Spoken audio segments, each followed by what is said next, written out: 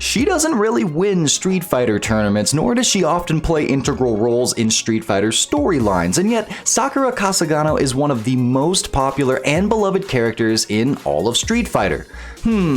I wonder why.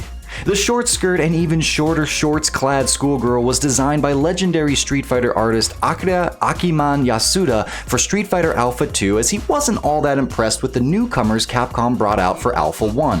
Her schoolgirl design was inspired in no small part by the then recent success of IPs like Sailor Moon.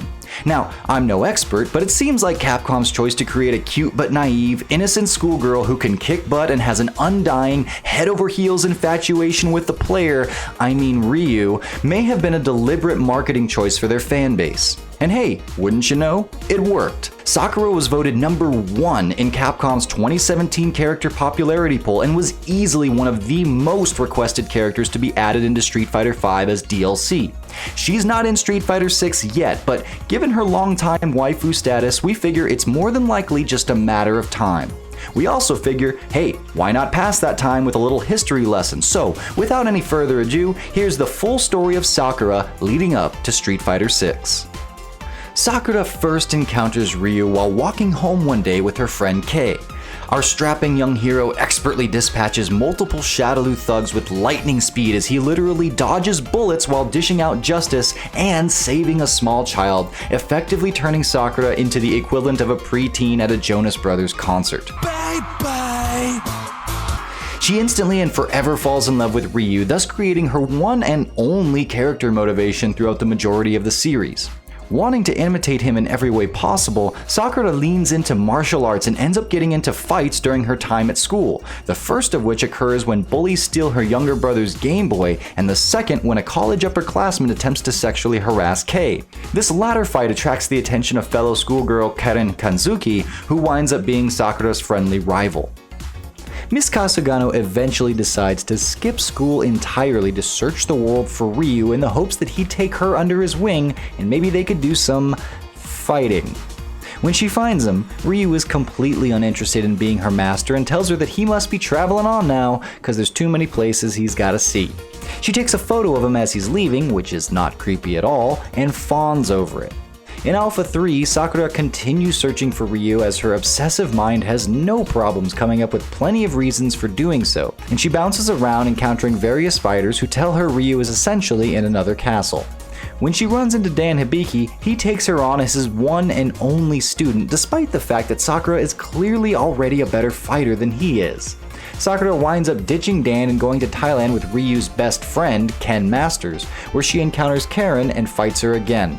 Karen wins, but admits that this was only due to luck and that Sakura is actually a better fighter than she. Now, Sakura and Ken do eventually find Ryu, who's been brainwashed by M. Bison. Oh, my balls! The big bad guy looking to harness the energy of strong fighters across the entire world, with Ryu being at the very top of his list.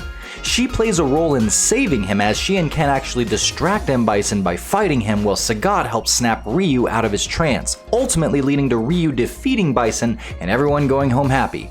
Sakura then tells Ryu that he's got what she needs, but he says that he's just a friend and splits after promising that they'll fight someday. Sakura is nowhere to be seen during Street Fighter 2, but pops back up during the events of Street Fighter 4. Now this time, Capcom switches things up a little bit and has her skipping school to search the world for Ryu. Man, that hurt. And now to do the exact same thing again. Dan tells her that there's another big World Warrior tournament that's about to happen, that Ken is slated to be there, and that Ryu tends to show up wherever Ken does, which is kind of interesting in and of itself.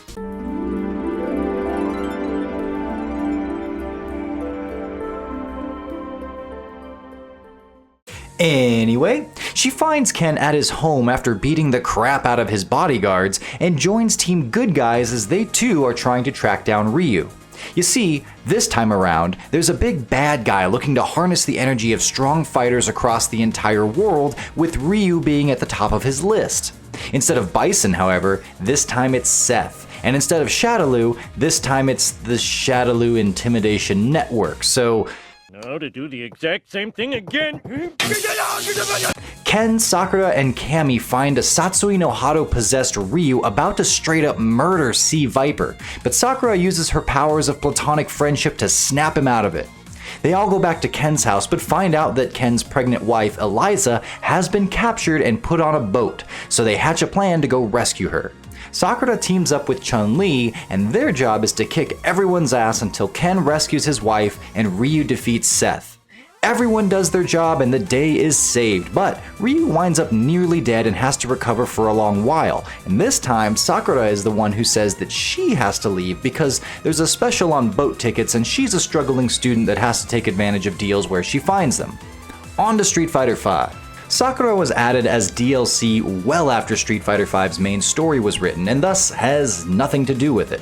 You might figure Capcom just tacks on a few whatever scenarios to weakly justify her getting into a few fights to put in between her story mode cutscenes, which I guess is technically the case, but hot damn, this is actually the first time where they make Sakura feel like a real relatable human.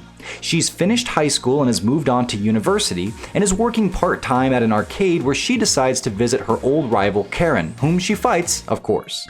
Her story mode actually starts with that fight without any lead-in, but then launches us into some dialogue that reveals how Sakura is wrestling with her path in life, growing up, and finding real meaning. She's not so sure she enjoys fighting enough to have it continue to be her central focus, and shares these thoughts with Karen, noting that they're not kids anymore. Almost like a vice friend whose main bond is via drugs or alcohol, Karen berates Sakura for having little passion and then attempts to bring her back into fighting by bringing up Ryu. This instantly causes Sakura to relapse and get wide-eyed as she asks about Ryu and goes right back to fawning over the idea of fighting him. Still, she's somewhat disillusioned at her work and continues to wonder about that path that she's on. So Karen actually contacts Ryu and sends him to visit Sakura, noting that she's going through an emergency that he can help with. They meet and they fight, but during the subsequent pillow talk, Sakura asks if Ryu has ever considered how one can't simply fight forever and ultimately should think about passing on legacy. This leads Ryu to the idea of taking on disciples, quickly noting again that he's not ready for such commitments. Sakura takes it in a different direction and straight up brings up the idea of having children, but doesn't seem to imply doing so with Ryu necessarily.